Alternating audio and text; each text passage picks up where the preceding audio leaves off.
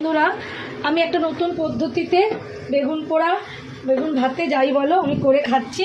কেন বেগুন পোড়া করতে অনেকটাই গ্যাস পুড়ছে, তো আমার পক্ষে সম্ভব হচ্ছে না বারবার অতগুলো সময় ধরে।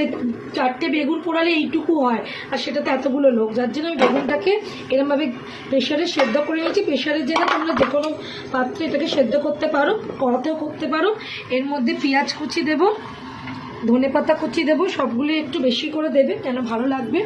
কাঁচা লঙ্কা দিলাম, হ্যাঁ, আর একটুখানি গন্ধ লেবু এটার মধ্যে আমি চিপে দেবো। গন্ধ লেবুর গন্ধটা খুব ভালো লাগবে এর মধ্যে।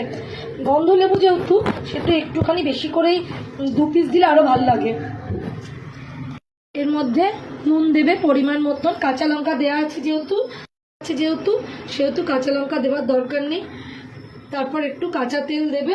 পোড়াটা মাখে ঠিক সেইভাবে বেগুন পোড়ার মতন করে মাখবে, একদম মানে আমরা মাখি ঠিক সেইভাবেই মাখবো। শুধু গ্যাসের মধ্যে আমার তো 4টে বেগুন বড় পোড়ালে এইটুকু আসে, তাই জন্য আমি এটাকে এই প্রসেসে করছি।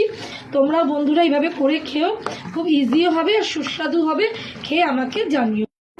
ওপর দিয়ে একটু তেল ছড়িয়ে পরিবেশন করো, কেউ জানতেই পারবে না এটা বেগুন পোড়া নয়, শুধু পোড়ার গন্ধটা আসবে না, তার জন্য আমি গন্ধ লেবুটা দিয়ে এটাকে অ্যাডজাস্ট করে নিয়েছি। এইভাবে করে খেয়ে দেখো, আমাকে জানিও ভালো লাগে।